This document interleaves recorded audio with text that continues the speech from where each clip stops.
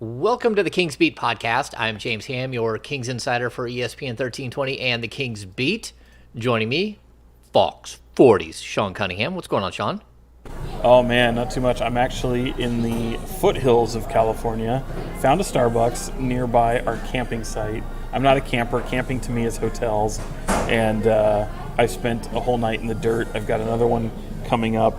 I feel gross, but I'm here. Sean is here, and also joining us is White Chocolate, Brenden Nunes. We're just going to call him White Chocolate because, you know, that nickname's not used, so we'll just throw it at him. Not at all. No, and I'm here ready to issue my public apology to Kenny K9 Thomas. Oh, it makes sense now. It makes sense, yes. Yeah, I was not informed that the nickname K9 was taken and tweeted that I like that name for Kevin Huerter, and Kenny Thomas does not approve.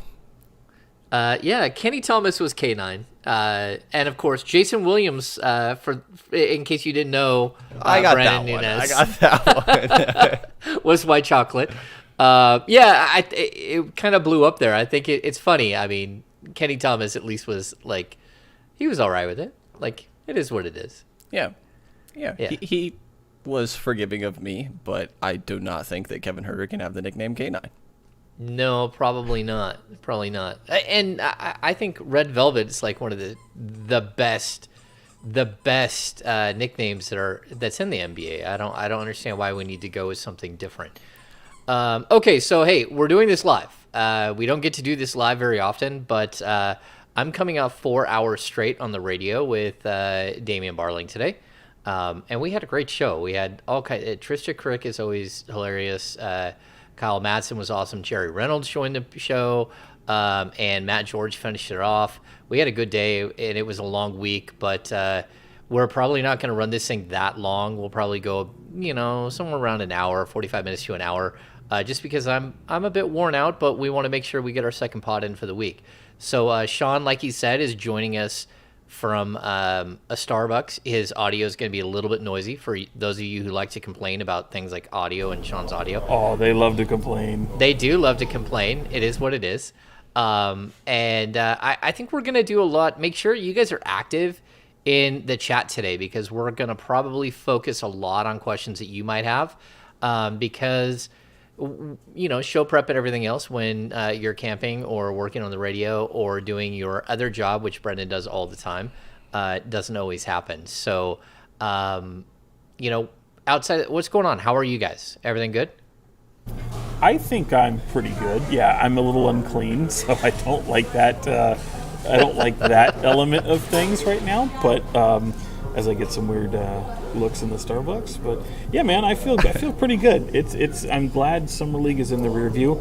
I love looking at a lot of the comments always because they're very amusing. But even after this one, I feel like I was under attack for relaying stuff I've heard about starting lineups, and that was a little odd because I feel like we have listeners that are good listeners. Maybe some commenters aren't good listeners, but I feel like I was being blamed for relaying information I was told regarding discussions about starting lineups. And I think it should be said, like just because Keegan Murray, in my opinion, may not start right away, if that's the case, doesn't mean he doesn't start by December, January, anything like that. Like I think there is an earn it thing. I wouldn't be surprised if he does start. But yeah, man, people are coming at it for seeing what a possible starting lineup could be, and I'm just merely saying what I've heard. So they want to fight you, Sean. They do. Want they to don't fight you. They don't like the. They didn't like the idea of that. And look, I don't necessarily blame them. I just don't kill the messenger here. And yeah, I mean, we also saw Keegan Murray's father in the chat, which was great. Like that was kind of fun. Yeah. But I would say if he didn't agree with me saying that summer leaguers aren't NBA player, all I'm saying is just don't take too much away from summer league and draw conclusions is all I'm saying. So I think we're all saying the same thing. It's not a disparaging thing about Keegan Murray, your son, or any of the people he played with. But yeah, man, people get sensitive in the summertime. Maybe it's because it's hot outside. You know what? Let's just continue. Now Sean needs to apologize for dropping profanity in front of the Wilcox kids. Nope. Wes Wilcox kids, listen to this podcast, watch it religiously. Sean's out there dropping profanity. He's got to apologize for that. We got a whole list of grievances for you, Sean. I would like to apologize. And then, yeah, man, like I would like to apologize for absolutely nothing, to quote the great Conor McGregor. Oh, jeez. I didn't know we... Go ahead, Brenden. We could roll with one of the things in the chat here is, are the Kings still taking calls on HB? And I think that the more that I think and look at this roster, like moving on from Harrison Barnes is a pretty tough scenario because, as we've said before, you need another Harrison Barnes. So with the Kings going all in right now and kind of the way that this summer has gone and the roster that we've seen slowly get built, do you guys think that there's less of a chance that HB has moved on from because he seems to be in like the most scarce position for Sacramento? Like, look, I just talked to Matt George a few minutes ago, and like he's got a point that if you move on from Harrison Barnes, you might not be better. Like, there's a good chance that you take a step back in trading Harrison Barnes. And I kind of get I understand that point, but I also kind of feel like Monty McNair isn't looking to take steps back.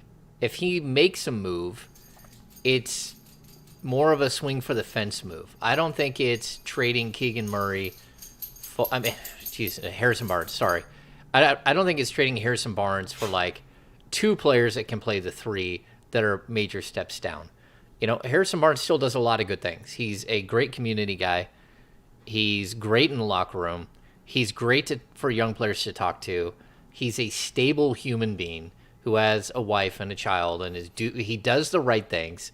He's a guy that is spectacular, again, in social justice initiatives, and he's part of big things within the NBA's Players Association.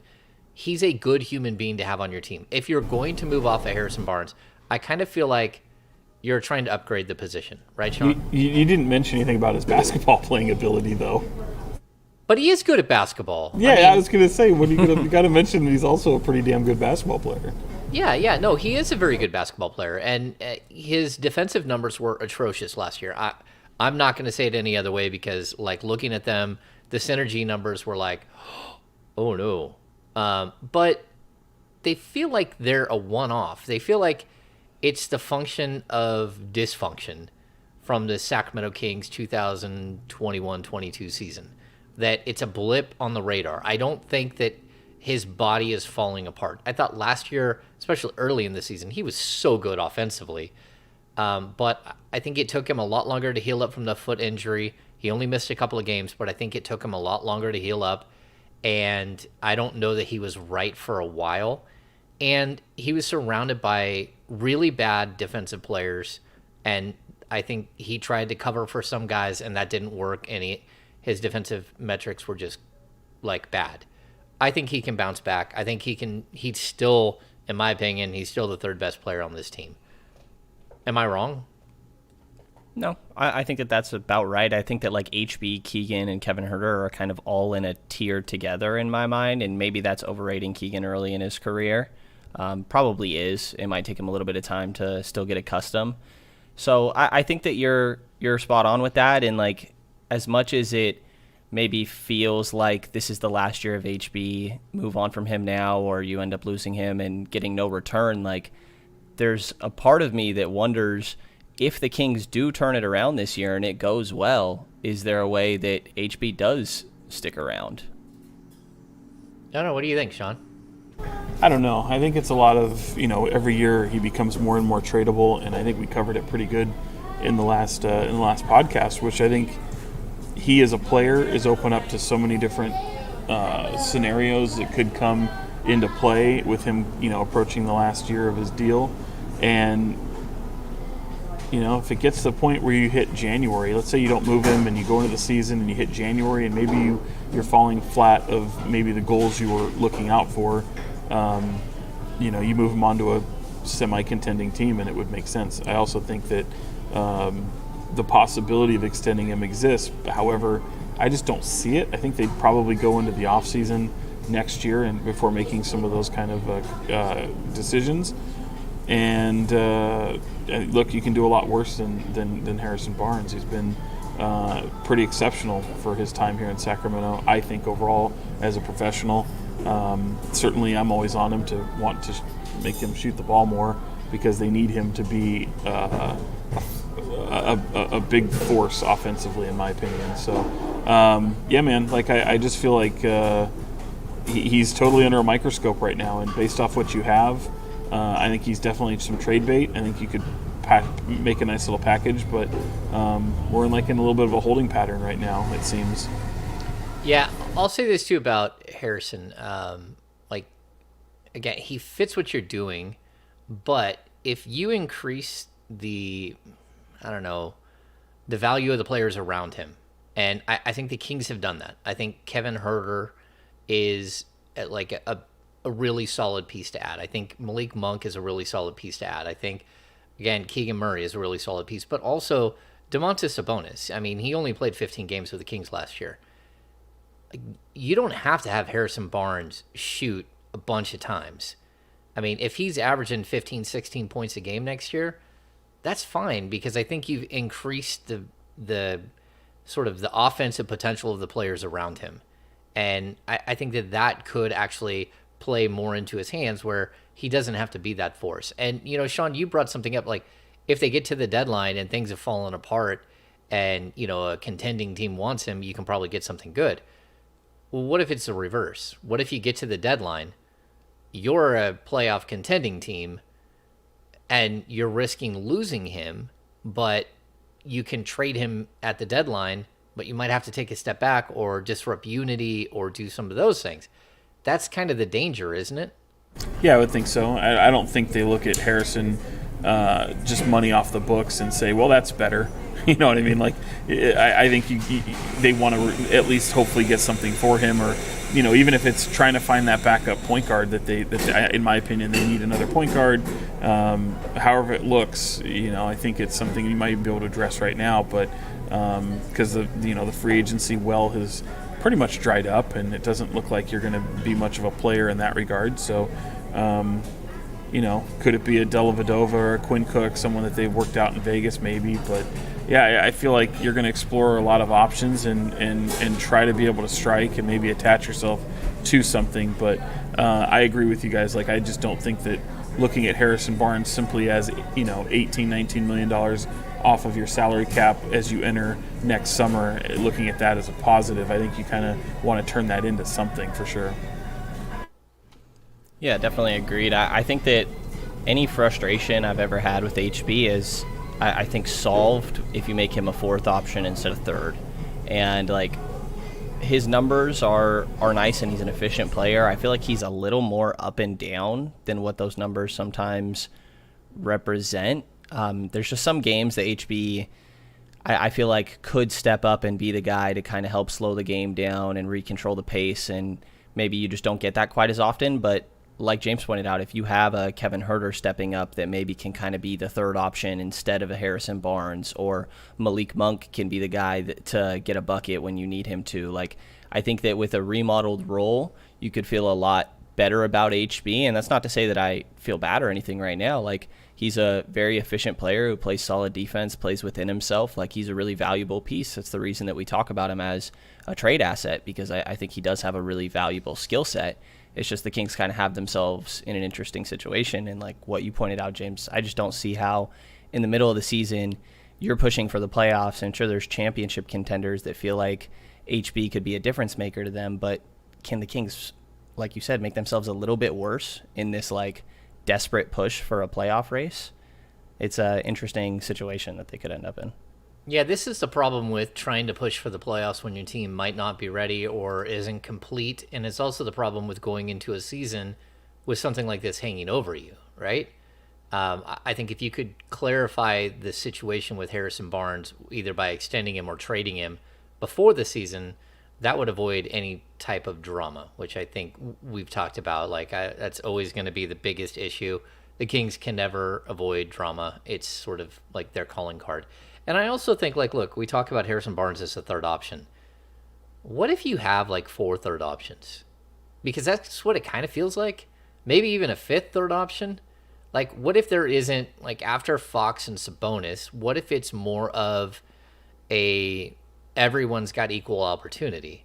And that would be, Davion and Huerter and Monk and Keegan Murray and, like, everyone has equal opportunity. Harrison Barnes has equal opportunity. So let's not put the pressure on one guy to be the third guy. Let's take turns. Like, some nights, guy's going to be hot. Let's ride the hot hand. You're going to need three of them to be, like, at least competent to go with Fox and Sabonis. And that's barring, like, injury or barring, like, a bad shooting night from one of those guys. But I think the way that this team could be built is different than what most people are thinking. We always want the pecking order, but what if everybody has, like, sort of an equal share after you get past the top two guys? Yeah, kind of a little bit reminiscent of kind of the scores, of that year with Dave Yeager and having that equal opportunity offense. And I think that's certainly something that Mike Brown would like to see, especially when it comes to pace and flow and ball movement, emulating that team in Golden State that he was down there with, but all the while trying to improve defensively and improve team defense more than anything. So I think you could certainly see that, but I also think things kind of arise through training camp. You get a couple preseason games in you get about 15, 20 games into a regular season. Some would argue that might be too much, but that might be enough time to try to really figure out what you have for a first-time head coach in Mike Brown.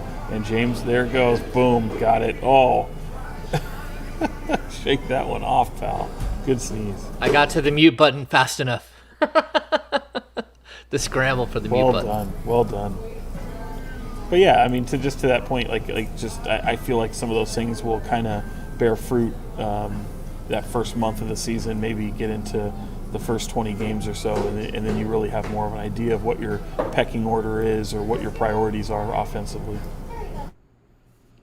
Yeah, I definitely see that, and part of the reason or discussion we just had about like HB and why moving him is complicated positionally is, in my mind, why Rashawn makes even more sense as the trade asset to be moved on from if you want to make an improvement somewhere else. Like, Rashawn already has, in my mind, a questionable role on this team. Maybe different if you ask Sean Cunningham, but I think that it's that's why I look at Rashawn as the guy that, in my mind, feels more likely, just going off of what this roster looks like right now.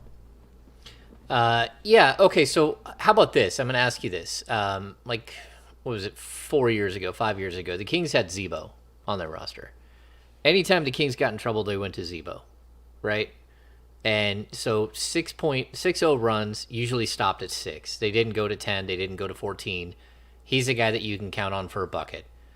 Do you think that having Sabonis this year can help stabilize that portion of the Kings? Because it feels like over the last few years that the defensive runs that the Kings have a tendency to just take bad shots and to allow things to snowball and get out of control super quick.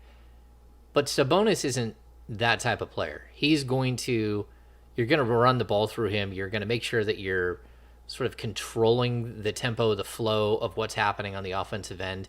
It doesn't feel like this team, especially with the players that they've added, if you're going to feed Sabonis in the post, he can go get you a bucket for sure.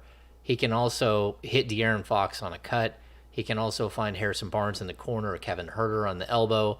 Like, there's a lot of things you can do with Sabonis where you don't feel like this Kings offense will spin out of control, which of course usually leads to bad defense, to worse defense, because you're always, clearly your defense is better when you're when the other team is pulling the ball out of the basket, than when it's in transition.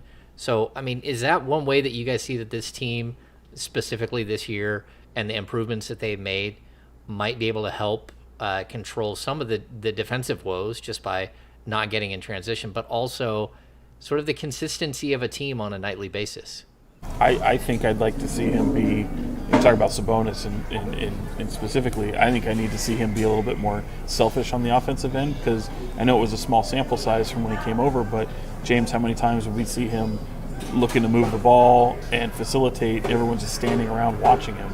and that just can't be. You have to find that free flowing, that motion offense and run something rather than just have guys stand in the corner and look at him hoping he's going to bail you out and do something. So I think it'll be more of a figuring out process, especially after making the trade last year where the team was a little bit wonky. It just wasn't really, you just kind of unloaded a lot of things and didn't have the right pieces around him. Now you've got some added shooting, which is certainly going to help. You got some playmaking around him, and more than anything, you got some much needed length. So I that's where I see someone like Keegan Murray impacting a ton. But like, if you move Harrison Barnes, then what does it look like? Are you relying on somebody like Trey Lyles even more than maybe you would have planned out, maybe wanted to do? Or even someone like Chimezie Metu. I think they're really going to try to find length in the lineups because, in the guard areas they're a little bit smaller. Until they find that next backup point guard, maybe you can find some length there. But I would imagine that backup point guard won't be the tallest guy in the world either. So length is going to be something they're going to, I think, lean to a lot this season. Yeah, I think the stability and kind of slowing an opposing run by getting a bucket of your own that you kind of talked about with Zebo. Like, I do think that Sabonis is a big aspect of that, but I think the spacing that they have, the much improved spacing, is a big aspect of that as well. Like, a lot of it, like you pointed out, is just really half-court offense because you're not getting transition opportunities if the other team's scoring on their end. So I think that having Sabonis as that player that can be an offensive hub and you run the ball through is super helpful, but also having Kevin Huerter and Malik Monk, who shot 41.9% on catch-and-shoot threes last year.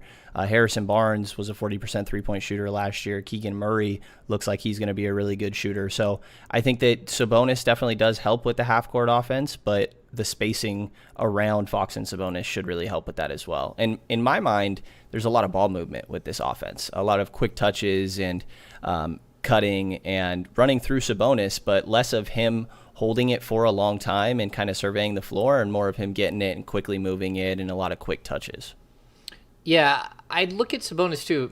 When he came over to the Kings mid-season, his usage jumped tremendously from what he was doing in Indiana, and his assist rate was incredible for a big man. It was 28% on the season. For the 15 games in Sacramento.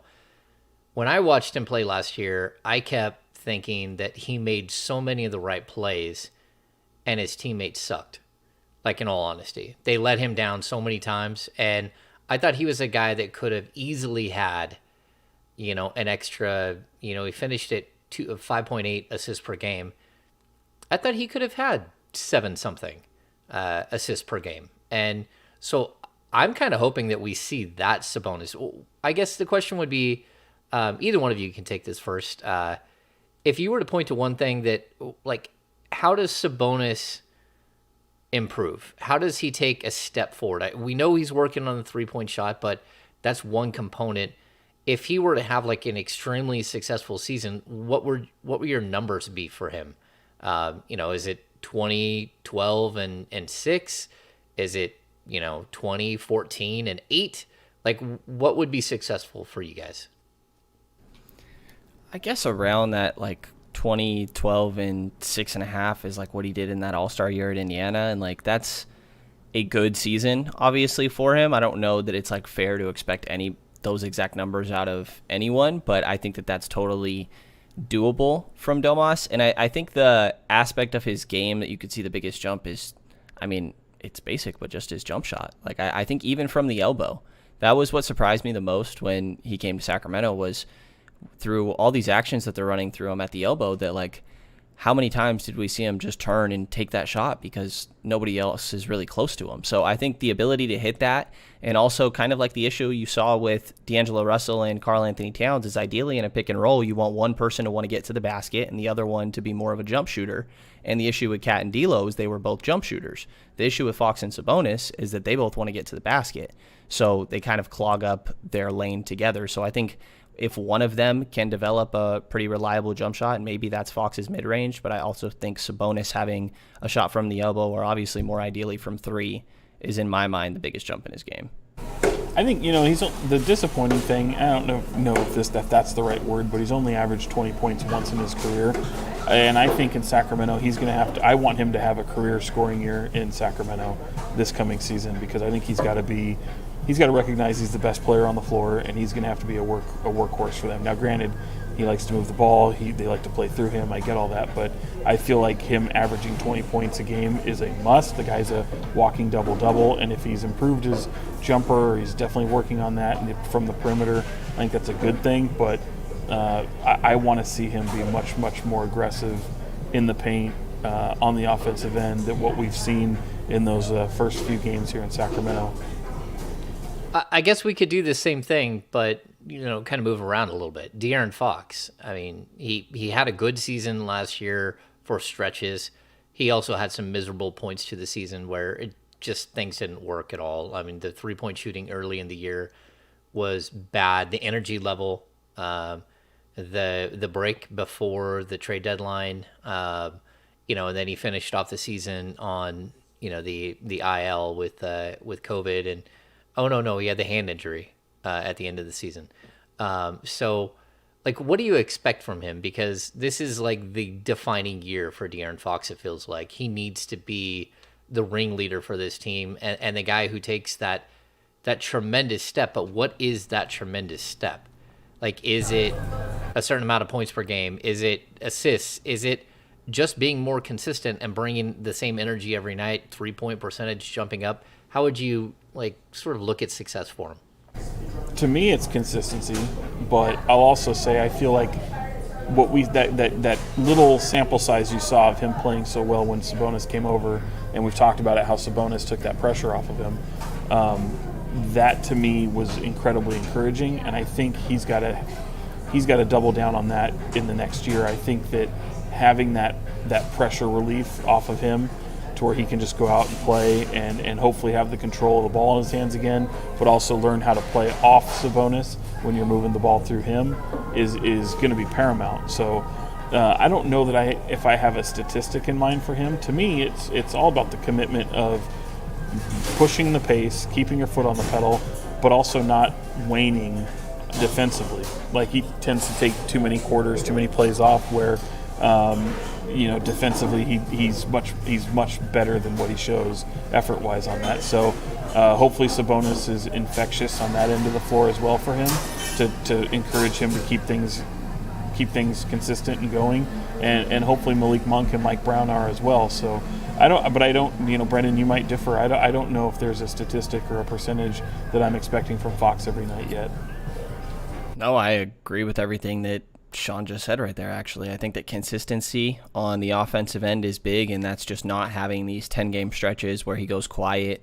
I think that, the basic three-point shot or free throw percentage, obviously it'd be great for those to go up. But in my mind, I think statistically the type of year we see for Fox is more points and less assists. Something if you want to talk about a good outcome, 25-5. I think that that's totally doable for De'Aaron Fox. I think that being able to play off of Sabonis is going to be really good for him. I'm curious to see if there is kind of growing pains there and still a chemistry that's obviously going to need to grow, but what does it look like from the jump going into next season? Because we've talked about it before, the margin for error isn't exactly all that wide for Sacramento throughout this season. So I think that just being able to be a force on the offensive end and then defensively really giving effort there, because I think maybe expectations of him defensively sometimes feel a little, it feels overblown a little bit to me sometimes, just as of late, because it's your point guard. Your point guard's not the guy that's setting the defensive tone out there. I think it's the wings and forwards and big more often. But I think just seeing him give effort out there can be infectious among all the other guys, and that was an issue we saw last year. I think maybe he was one that got infected by not playing defense, but we've seen that happen. So just being locked in on that end and doing his part, he doesn't need to be phenomenal there, but he just needs to not be a weak point. Yeah, I think it's interesting. I've brought this up a couple of times. Roland Beach, who used to be the Kings stats guy, he brought a stat to me. It was that Fox against the top 30 scorers in the league is second. in second best and like field goal percentage allowed. He's really good. And then against other guys, like we've talked about this, like the performance against TJ McConnell was like, it was like bad. Like there's no other way around it. Like watching him just get abused, and it was almost like stunning, because a lot of it happened on like our end of the court where we were watching, and it was like again and again just getting taken to the rack, and it was tough to watch. And I think that he needs to shore up everything on the defensive side of the ball, and he can be a much better defender than he has been, but he also needs to be surrounded by better defenders. He also needs to have a coach that's sitting there focused on defense and working with him through some of this stuff. I think some of his woes can be worked out through the addition of Mike Brown and his coaching staff. The attention to detail that Mike Brown is going to demand. I think there's also a possibility that Davion Mitchell, because he does play defense so well, pushes Fox. Like he will push Fox to not only be better in practice, but like there could come a point that if you're not getting the stops on the defensive end, that Mike Brown is going to settle in with defensive lineups. He's going to go with his better defensive players, and that includes Davion. So I would like to see Fox improve overall on defense for sure, like you guys. The other thing I'll say, like, he has to be a better three-point shooter than he was last year, because 2 years earlier he was like a 37% three-point shooter. Even if he was at 34, 35%, that's great. He needs to improve as a free throw shooter. And, again, if he's at 80%, all of a sudden he's averaging a point more per game, and these are things that he can do. And then lastly, I'm not okay with him averaging 5 assists a game. He needs to get back up to 7 assists, 8 assists a game, because he's so dynamic as a scorer and as an attacker of the rim that teammates are wide open. So teammates need to hit open shots, which was a problem the Kings had last year for sure. But he also needs to set them up and get them going more often. He's proven to be a great passer. Like he can make the tough pass, but he needs to do it on a consistent basis, just like everything else. It seems like last year, I think that was the word of the year, was consistency. And this is one of those things where when you break down a player specifically, you see the inconsistencies and how they hurt their team by not finding a way to like be able to write something in pen as opposed to pencil every night. I think that there's a little bit of an excuse there when it comes to the assist numbers. For one, the team sucked last year. They were just bad. And then he had the ball out of his hands when he started the season. It wasn't the primary point guard option, if you will. So I think there's some built-in excuses there, but I agree with you. He's going to be playing with the most talent he's ever played with in his professional career. So I think just by virtue of that, he's going to those assist numbers will climb. I don't know what I'm expecting them to be, but certainly more than 5 would I think be an easy bet on that. Can I pitch Davion to you guys in a little bit of a different type of way for his next season? Perhaps. I'm curious. Maybe white chocolate? Is there other players you can think of with reported crazy work ethics? Because I swear that Davion stories feel like Kobe stories sometimes. And what is like typically their year-to-year progression? Like, should I believe more that Davion's going to take a significant jump because of all these work ethic stories? No. like one doesn't necessarily beget the other. Like it's nice to have the work ethic, but you also need the talent. You need circumstance. He can work all day. He's still not the biggest guy on the court, so he has some things he overcomes every single day when he steps foot on the court. I think the encouraging thing to see is him carrying that over, him being bothered by losing, which is don't ever lose that. Like if you're a player, you have to be bothered by losing. Some players just kind of grow accustomed to it after a while. And I like the fact that he's still disgusted by losing. I like the fact that he looked like he wanted to play in the summer league. I like the fact that he's talking a lot about snapping the playoff drought and all that. But that's great. But he's also becoming more vocal. He's more comfortable around his teammates, and that to me is, I think, the biggest thing. I don't necessarily feel that the work ethic will translate necessarily to basketball, because I still feel like there's plenty of guys who are good workers that, still just don't have it. I think this guy does have it. He's a winning player, so he has to keep that work ethic. But for him, it's coming elsewhere. It's more of just a comfortability in my opinion. I think his shot, his knowing his spots on the floor, and really kind of taking a leadership role with this team is his biggest areas of growth for this team. And I think if he does that, this team will have success. Yeah, when I look at Davion, like the things I like about him is that like so many things that he does, like they're super refined. And I think last year he got himself in some trouble with overworking himself, with tiring himself out, not having the legs that he needed on, 3 games in 5 nights. And, so I thought his overall percentages were much lower than the actual game, his production looked like it should have been. Like, that guy should shoot 38 to 40% from 3. I don't think that's asking too much. Like, he gets his shot off in plenty of time. He's not rushed. Everything, like, form-wise is perfect.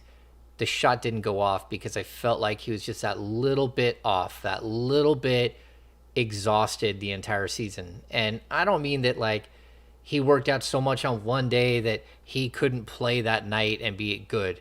I mean the accumulation. You need to understand that the NBA 82-game season is a brutal grind.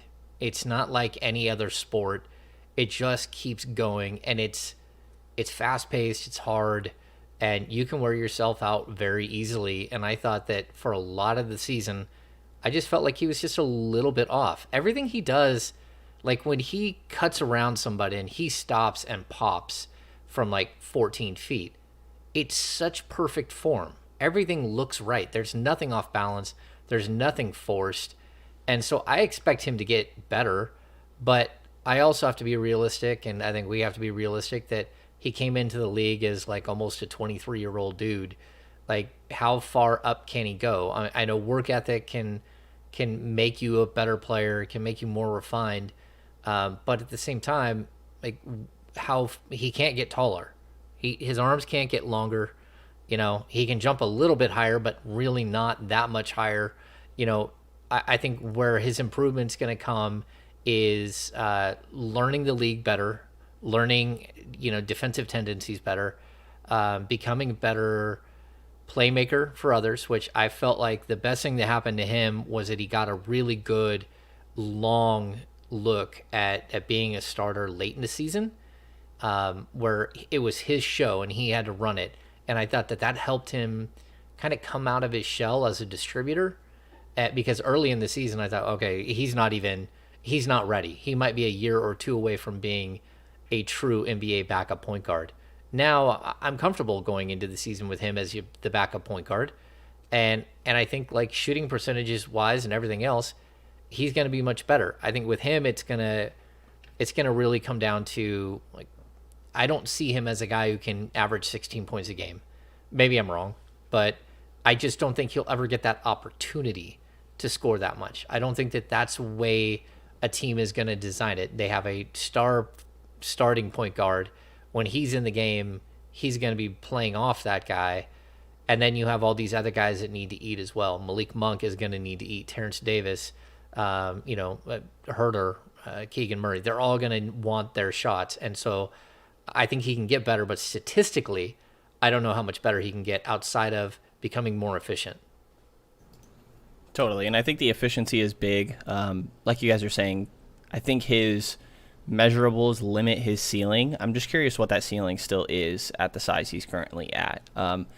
The passing and playmaking, like you mentioned, James, definitely needs to improve. I think that there was flashes at the end of last season, but overall, like, it's fine. It's just not a difference-making skill that he has or anything like that. He can make the right read, but I don't think that he's manipulating defenses all too much with his playmaking or anything like that. And then it's really the three-point shooting. Like, if he's going to be playing off Fox and Sabonis and want a shot at being a starter alongside those guys down the line, then he's got to become a really good three-point shooter. Like you said, James, I think that there's reasons to be optimistic, but reality of last year was he shot 31%, 32% on catch and shoots, and there's really only 1 year we saw at Baylor where he was a good three-point shooter. Outside of that, he wasn't very good. So like, I think there's both ways that you can find reasons to be optimistic and skeptical going into next year for Davion.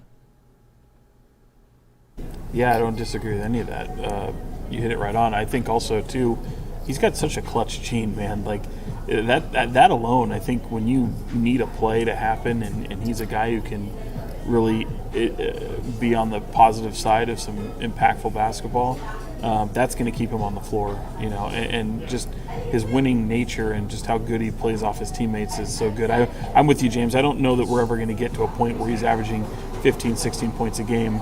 I'd love to see it because I think he could be capable of that. But I think, as Brenden pointed out, it's going to come from beyond the arc if he makes those strides. But I don't think he necessarily needs to be. Just be that leader, be that kind of Chris Paul type player. If you can be that and surround yourself with and make so many of those teammates around you better, that's going to be where the team succeeds. Yeah, and look, I think he can't improve his numbers just by being more efficient. And I think there will be, if he gets an extra 1 or 2 shots per game, he'll be okay. Like, numbers-wise, he'll be fine. But he's durable. He's a guy that, does a lot of the dirty work and a lot of the little things. I don't think that there's anything to be negative about with him. I just think you have to be realistic, that's all. Like, be realistic about who your players can be. He's a top 7 of the rotation player with a potential to be more important to a team where he's actually, in a closing lineup or something like that. But it really is going to depend on situational stuff. I'd like to see him get better at the free throw line. The 3-point shot, I expect will just get 100 times better. I also can't wait to see him play with Sabonis more because he hasn't really been a guy who's got to play off of a big man before.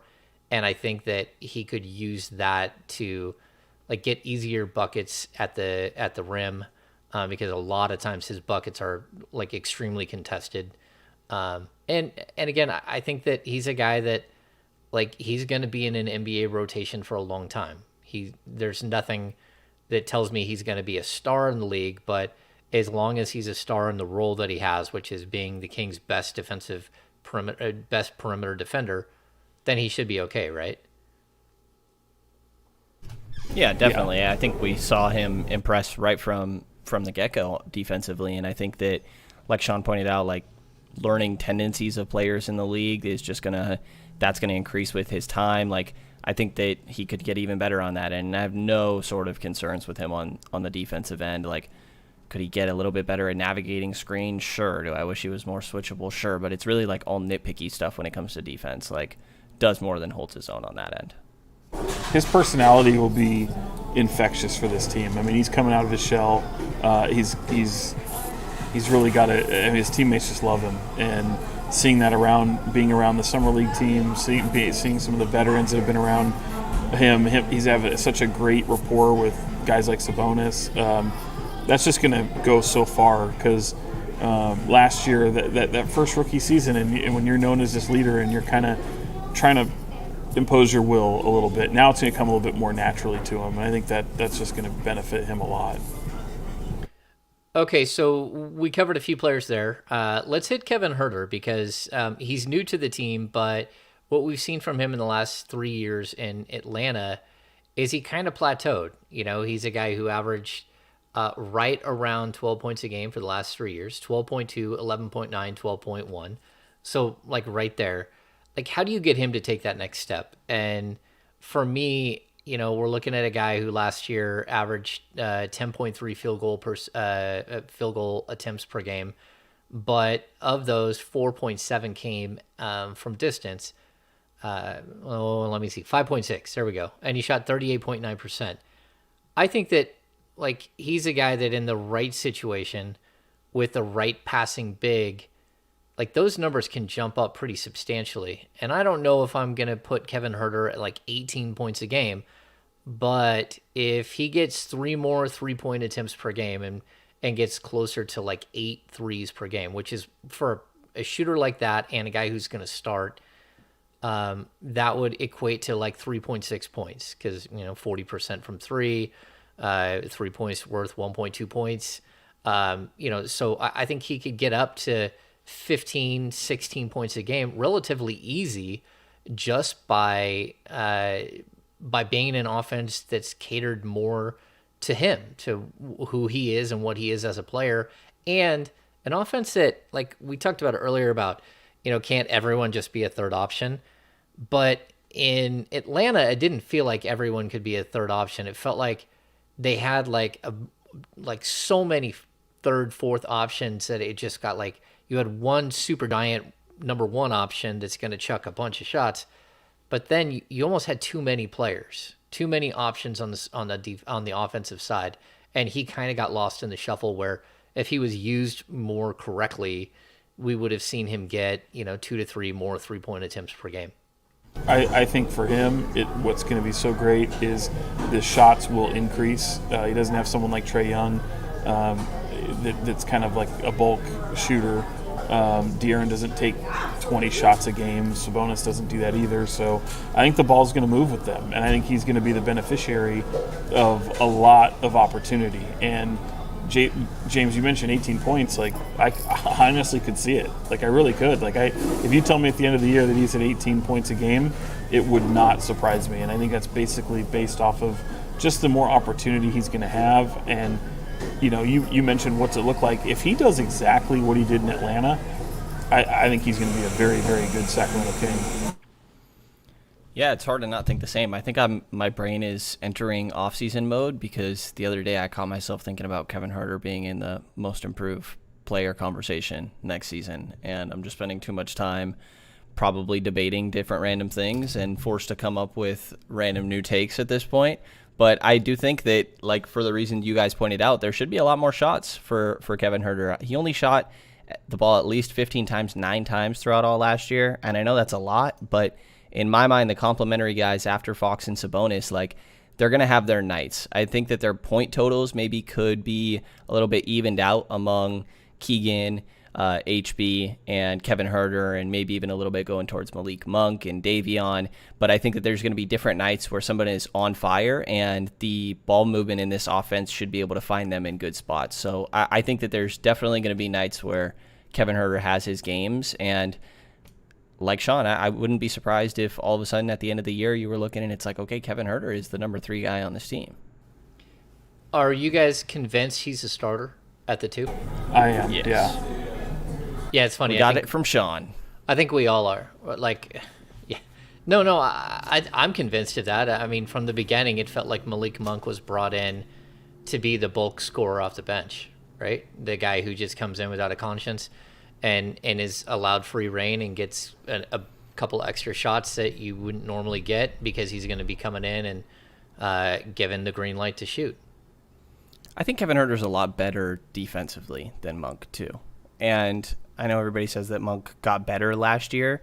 A lot of it just has to do with size to me. I don't think of Huerter as some great defender or anything, but being at 6'7" and him being a smart player, I think he has a decent defensive understanding and has solid rotations. I think that he's a notably better defender in my mind than Monk, even though I wouldn't say he's like a great defender individually or anything.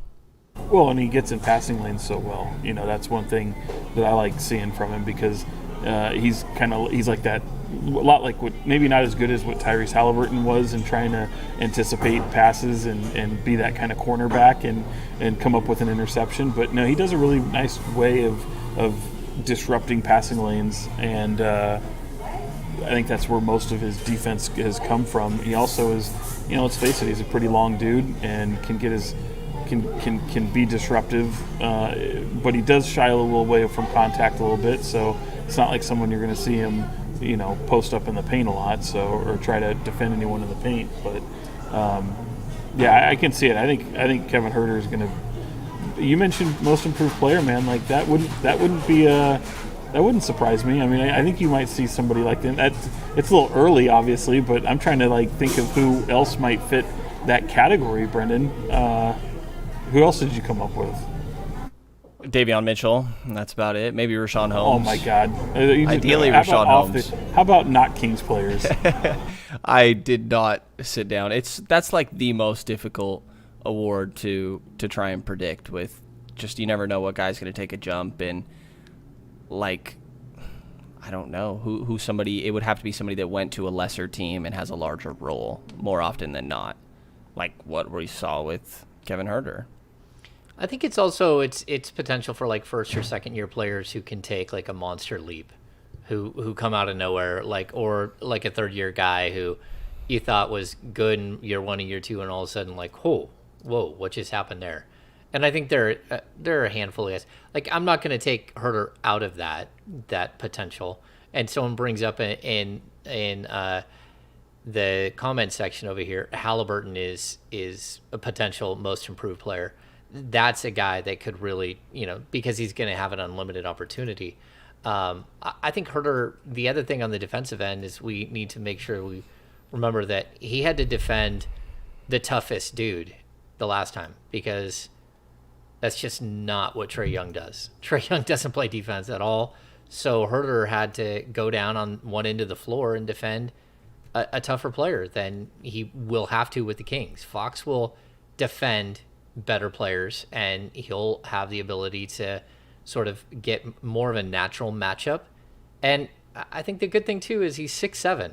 Like that's really good size for a shooting guard. And the fact that he can go play some 3 and he's more switchable, or he can play 2-3, that's really good, as opposed to what the Kings started last year with Halliburton and Buddy Hield playing the 2.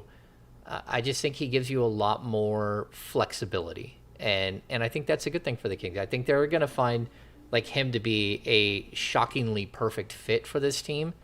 And that's why I like Monk as like the Bobby Jackson role, and Herter in more of not a Doug Christie role, because I think he'll defend like tougher players, but he won't defend the toughest.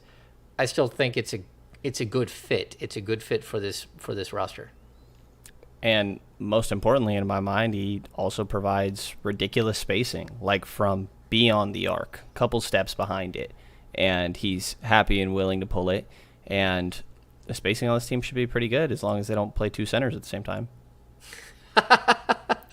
I love it when Brenden throws when White Chocolate throws shade. Just I love jabbing it. Away. Oh, that's funny. Okay, we've talked about this so many times. I don't think any of us think they're done. We're not going to tear apart every single player today because we have like another 3 months before the season starts. But I think this is a good start to a discussion about how guys will fit and everything else. Last podcast we did discuss the over under at 32.5. I know there's a video right now where like a gambling expert demolishes the Sacramento Kings and thinks they will win way less than 32.5 games, and there's no way they will cover that over because they're the Sacramento Kings. Was the expert named Sean Cunningham, possibly? Whoa. Shots fired. That's uncalled Sean for. Sean said yes when pushed. You did. When there was $1,000 bet on the line, Sean said yes. He did. Yeah, I just wouldn't bet, man. I don't do that. And someone's like, "Oh, take sack up, be a man, make a statement." It's like, I don't know what the freaking team looks like yet. Like, can we get to training camp? Is that so wrong? Like, can we get to, again, like, I don't like. Look, I've been right more times than I've been wrong when it comes to this, because by virtue of them not making the playoffs, I can understand why someone wouldn't bet on it. I just want to see it first. I'll live my life, y'all live yours. Well, Brenden, I'm sure you saw that. I mean, it was pretty jarring because he just completely discredits anything that Mike Brown's ever done in his career. Sabonis is Keegan Murray's okay. They still have Harrison Barnes, and it was like, yeah, there's no way. And for me, like, look, this was a team that fired their head coach after 17 games last year. They made a major trade in the middle of the season. They had COVID issues like everyone else, but they also, they finished okay, but at 30 wins, I thought was way under what they should have won last year. And I hate saying should have because Sean's going to roast us for that.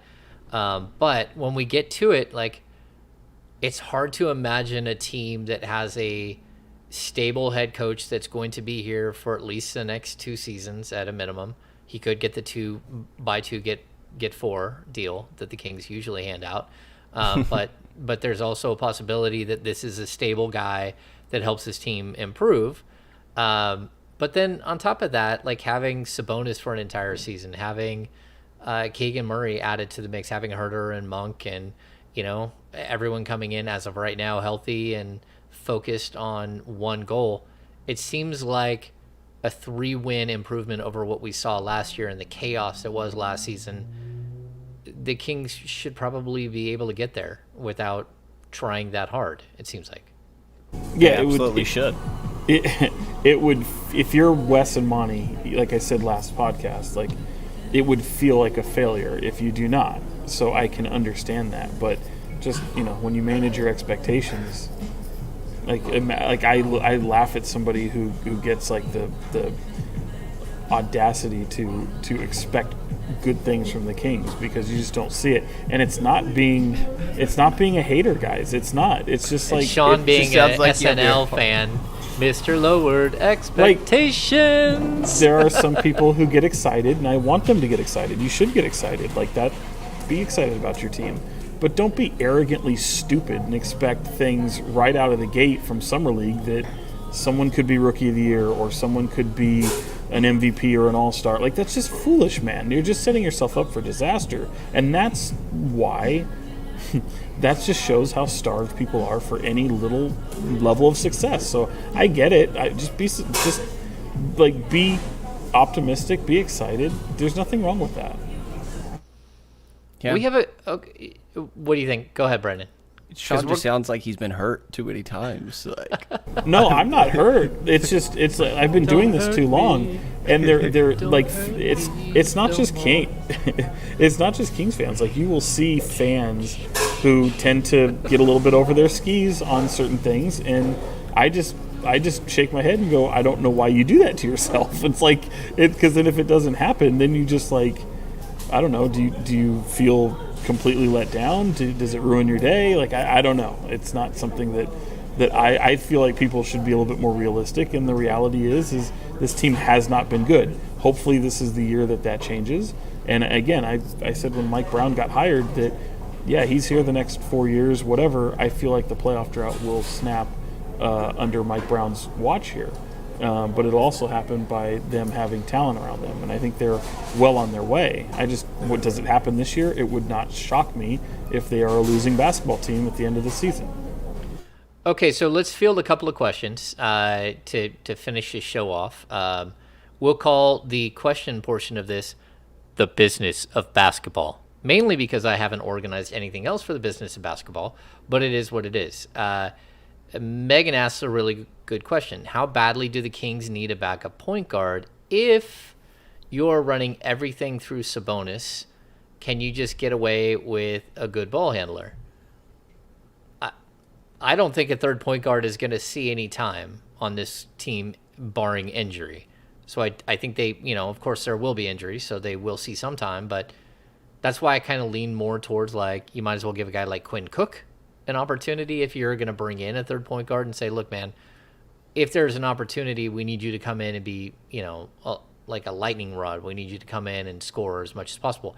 But I could also understand if the Kings walked in and said, all right, we got Fox major minutes. We've got Davion major minutes. Malik Monk can handle the ball. Sabonis is a major hub that we can run the ball through. Terrence Davis can actually play a little bit if he needed to. I mean, there were times where he Keegan can. Yeah, I mean, you can have. I mean, this team allowed Chimezie Metu and Damian Jones to get rebounds and take off running to the other end of the court last year. So I'm not worried about getting the ball up the court. And if someone can just get the ball up the court and feed Sabonis, sure. But I think what you're worried about is a long-term injury.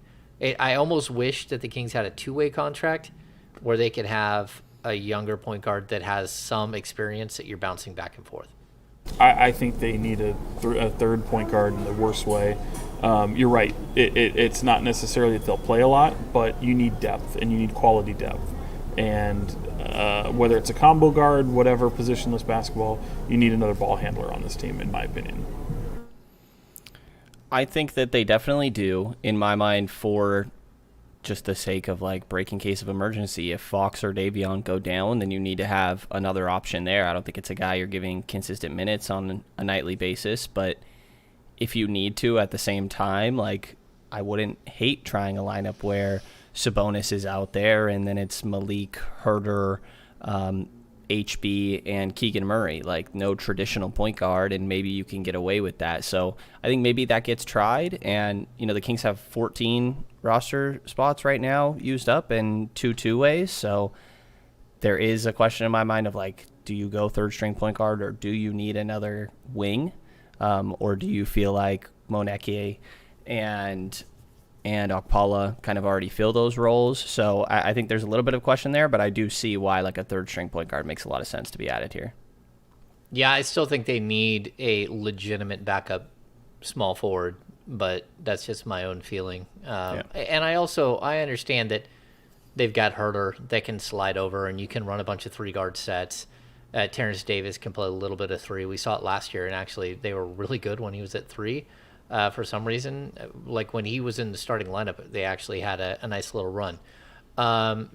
Callum Lambert, he doesn't specifically ask, but he mentions Isaiah Thomas. What if Isaiah Thomas? Would you accept Isaiah Thomas, Sean Cunningham, lover of Isaiah Thomas, as your third string point guard?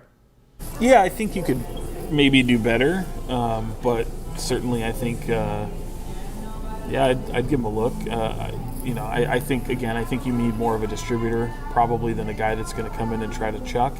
But I think even in certain stints that he had last year, he showed the ability to come on and kind of command the floor a little bit more, have a veteran presence to him, and not be that guy that you would see in years past where he's just looking for a bucket. So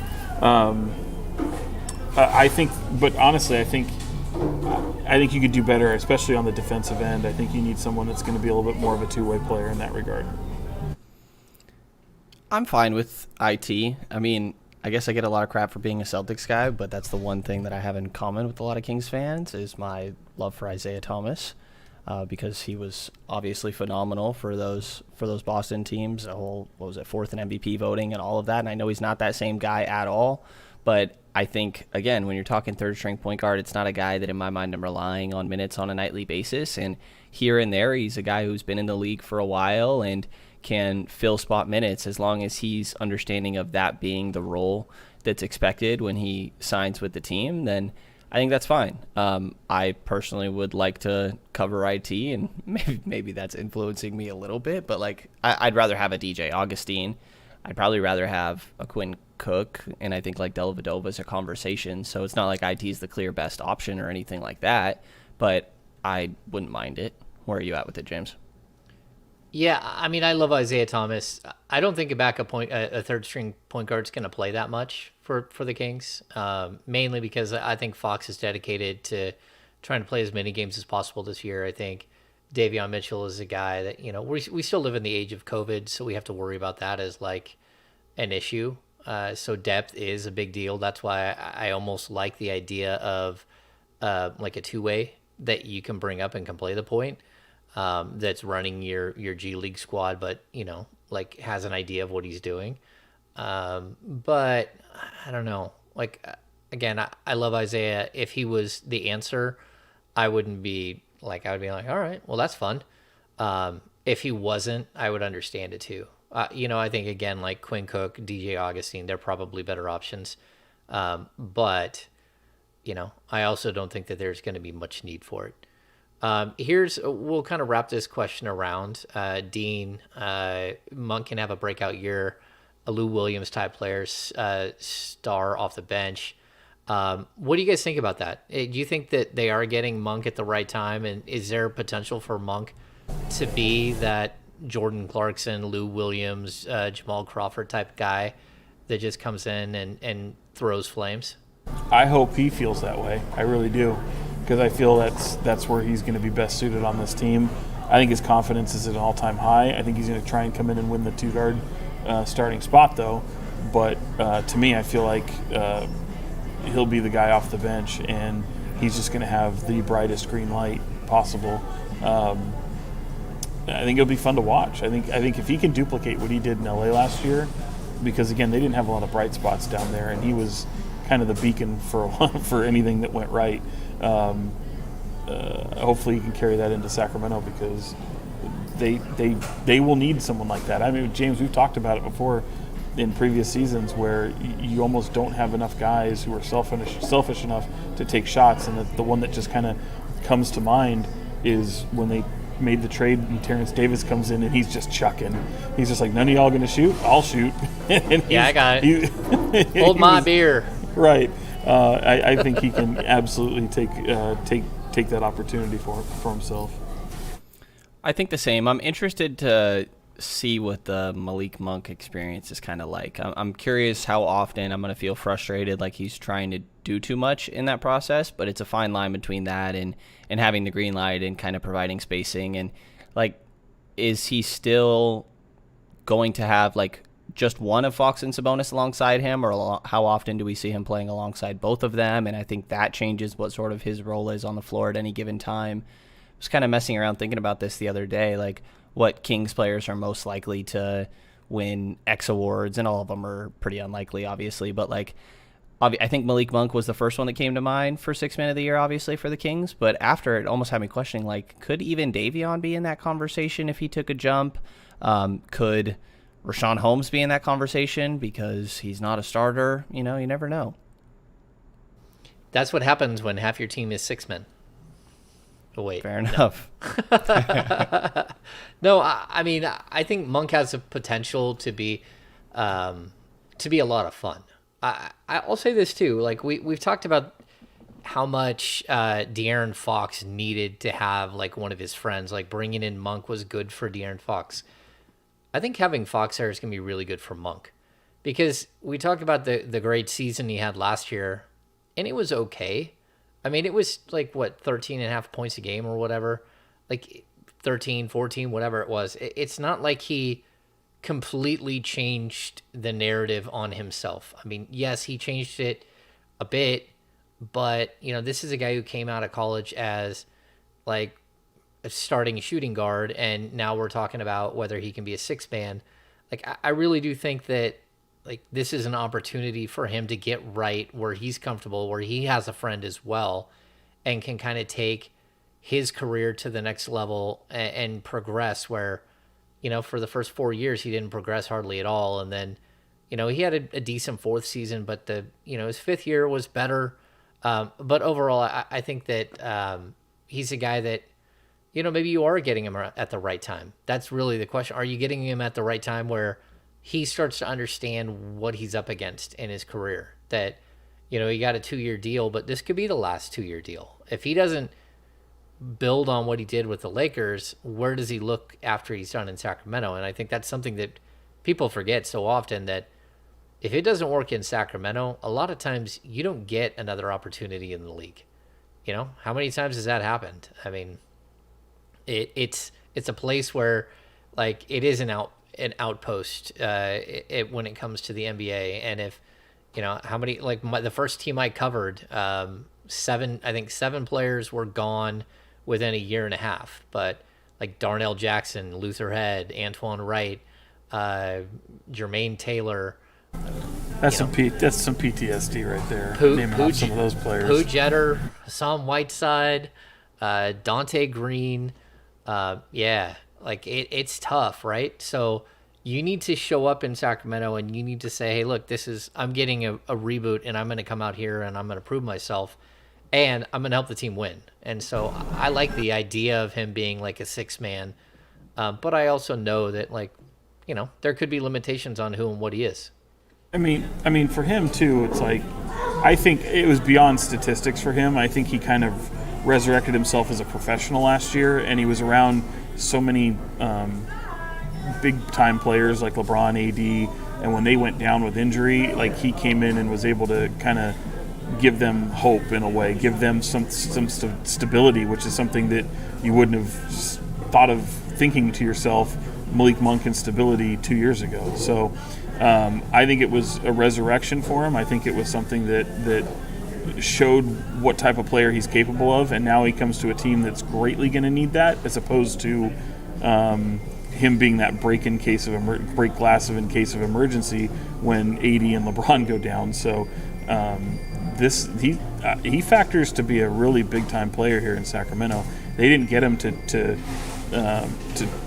do anything less than what he did last year. I think statistically it'll be around the same, but if he has that type of impact on the Kings, I think it's going to bode well for De'Aaron Fox. I think it's going to help the success that they have, and I think more than anything he'll line himself up to have another contract beyond the next 2 years.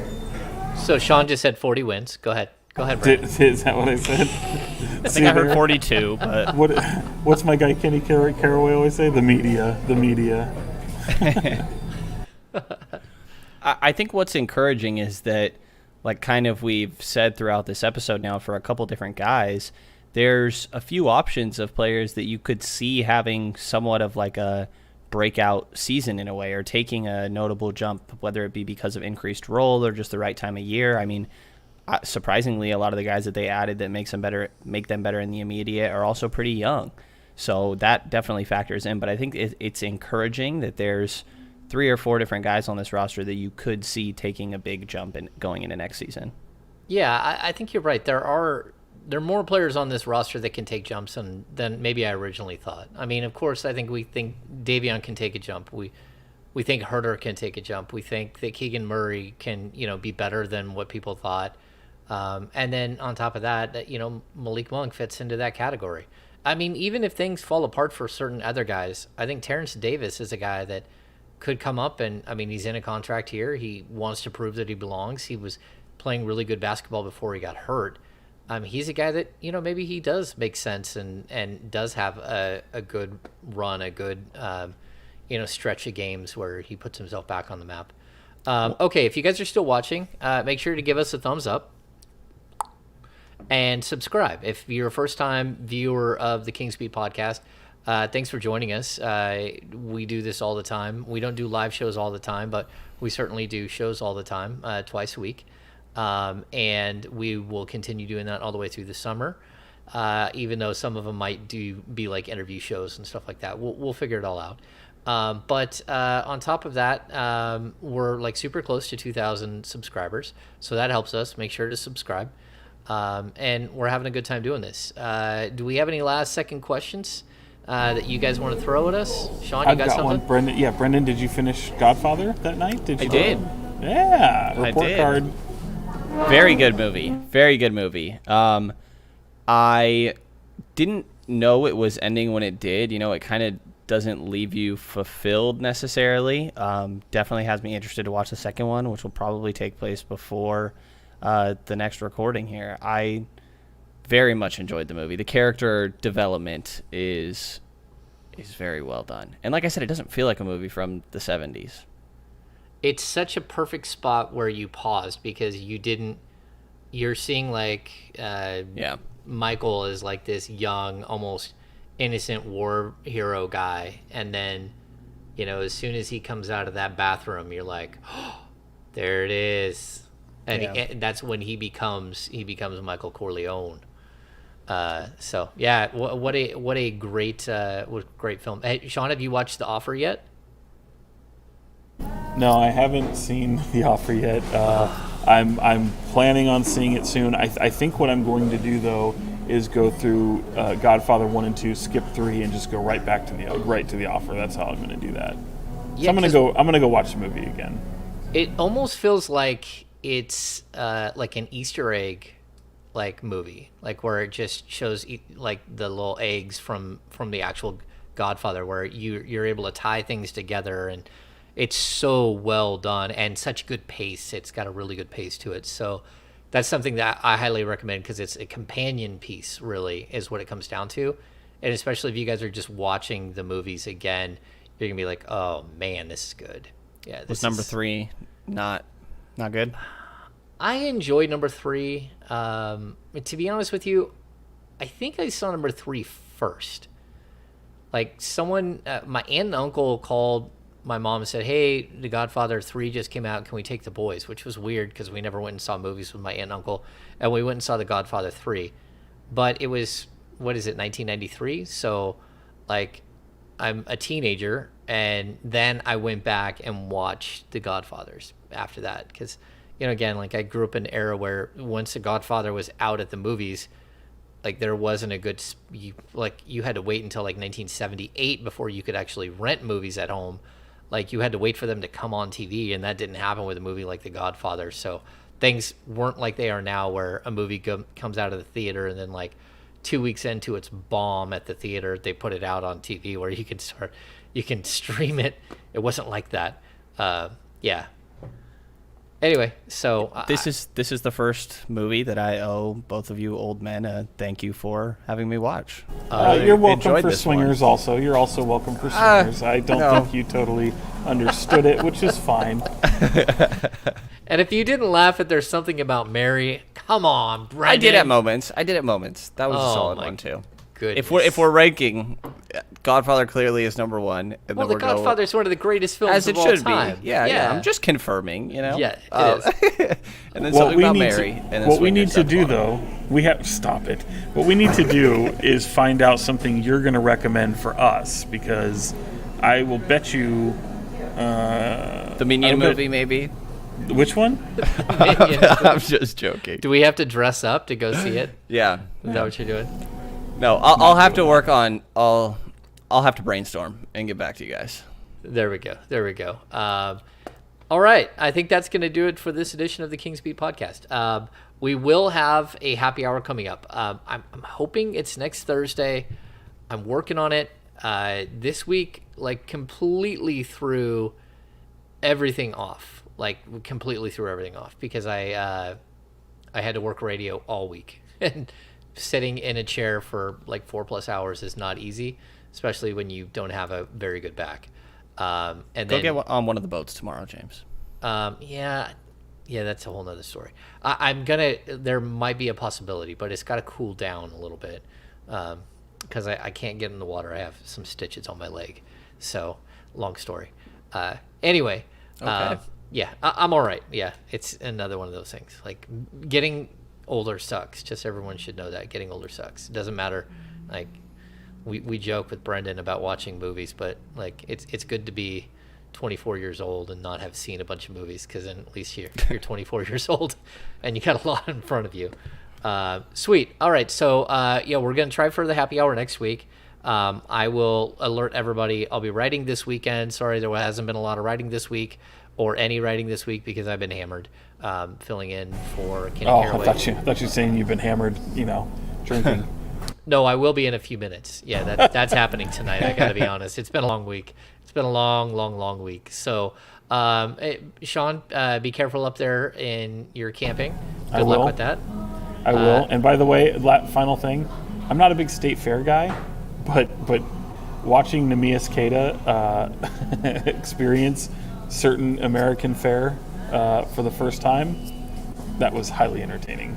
I thoroughly enjoyed myself. What, like corn dogs or like? Yeah, we talked food on the stick. I said, like he was looking at, now he didn't branch out too far, but at least in the building that we were, which was air conditioning, thankfully, he found lemonade and cinnamon rolls that were like award-winning, that were I'm not, dude, that they did way too much frosting. I mean, they just globbed it on there and it was smothered. And also, like, I kind of like cinnamon rolls a little bit colder when this one was piping hot. So he was a fan, though. Yeah, I'm weird that way. I know people don't like that, but I tend to like it a little, like, not hot, not fresh out of the oven hot, maybe a little more room temperature. Yeah, see, I don't like the state fair. Although one time I did go to the state fair and Air Supply was playing, and I went to the Air Supply concert, which was spectacular. Brenden, Air Supply is a 1970s and 1980s band, which, Noted. And the guy was wearing like a vibrant, shiny purple shirt. I'm not even quite sure what was happening. Top of my I don't even think I could name a single song they do off the top of my head. You would know like 4 of their songs if you just typed in Air Supply. Oh yeah, for sure. But I just couldn't, like, they're not one I can just pull up, and I don't even know what song they do. If I wasn't like fried right now, I could come up with a few. Yeah. You mean if you weren't Same here. hammered?